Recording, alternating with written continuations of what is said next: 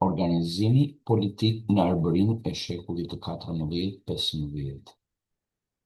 Në ndihmën e Balshajve, despot Andrea Dut-Muzaka theu në vitin 1370 pranë Kosturit ushtrinë serbe.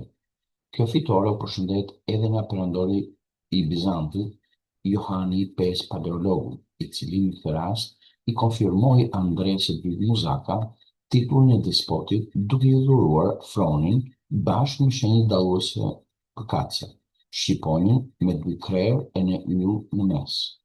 Kjo zëvendësoi emblemën e hershme të muzakave, e cila paraqiste një burim që shpërthente nga toka duke u ndarë në dysh.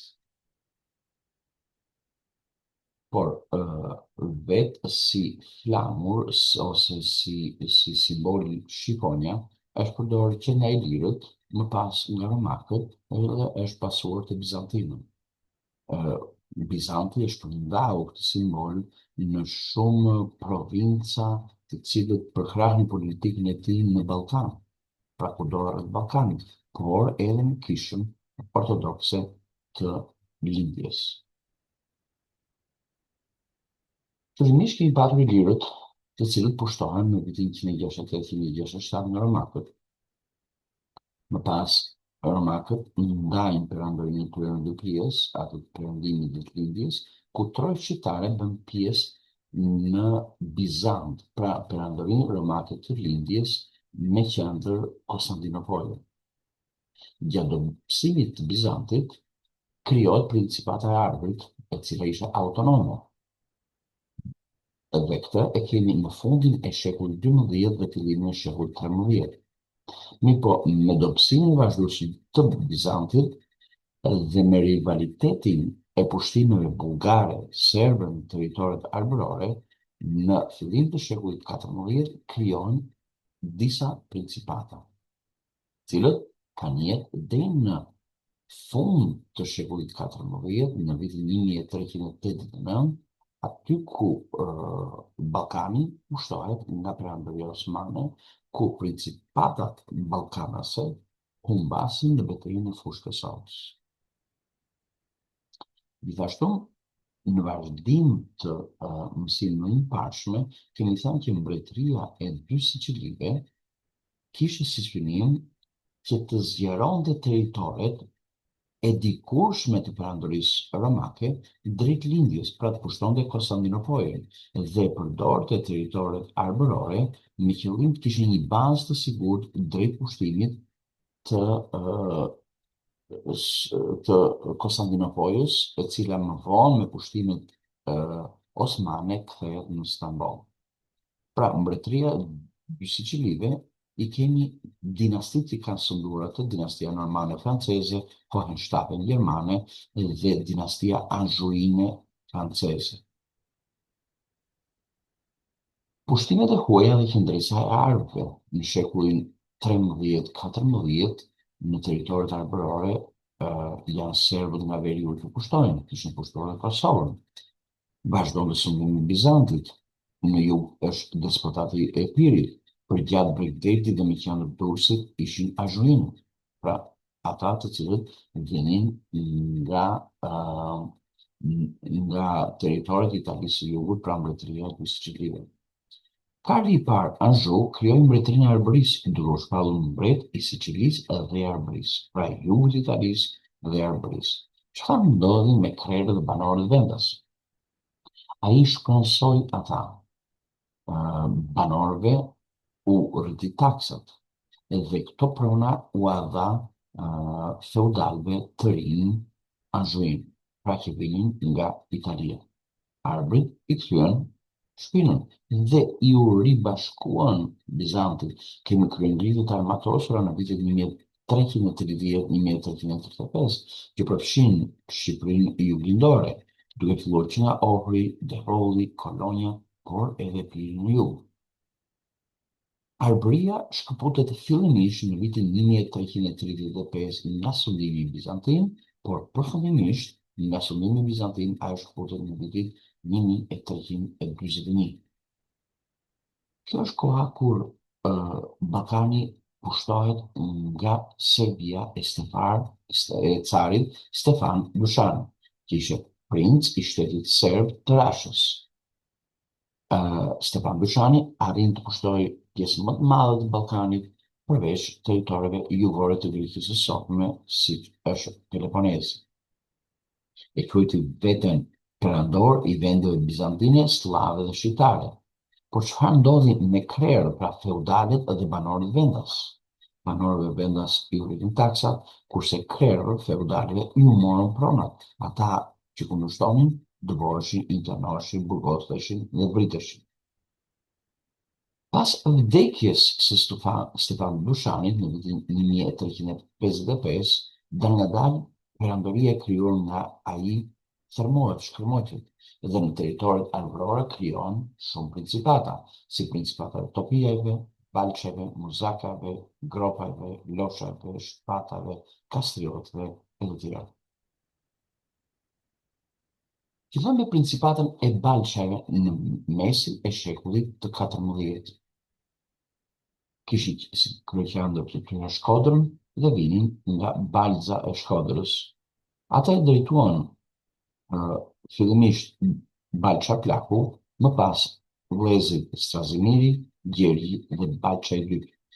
Balçën e dytë, kjo principat u fuqizuar shumë. Ai sa mendohet se principata e Balçës së dytë ishte principata më e fuqishme në të gjithë principatat e tjera arborore.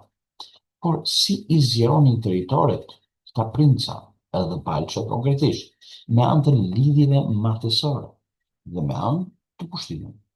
Ata lidhen aleancë me papatin dhe u kthyen në katolik. Cila ishte arsye që shumë princa shqiptar lidhin aleancë me papatin? Duhet kuptojmë që jemi në mesjet dhe gjatë kësaj kohe papa kishin një rol të fuqishëm, qoftë fetar dhe një forcë të fuqishme tek princat apo tek mbretërit katolik në Europë. Pra, të kishe marrëdhënie të mira miqësore apo besimtare me papën do thotë që kishe një fuqi të madhe në Europë që të mbronte. Ata konvertohen në katolik.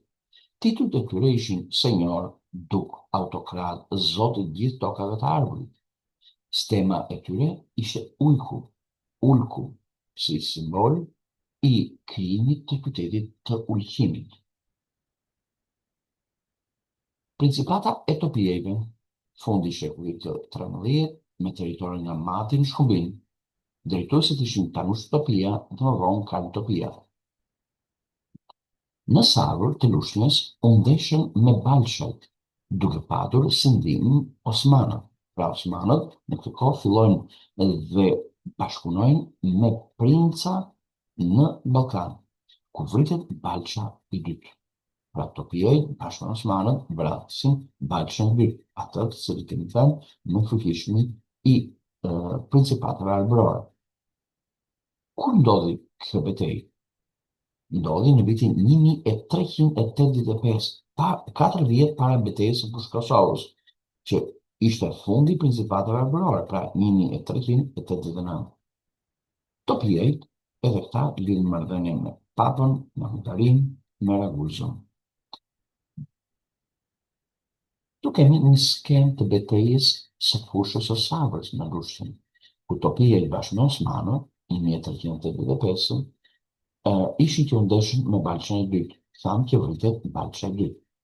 Kjo është stema e Topijeve Luani plus Zambaku, sepse kishin një origjinë të hershme franceze.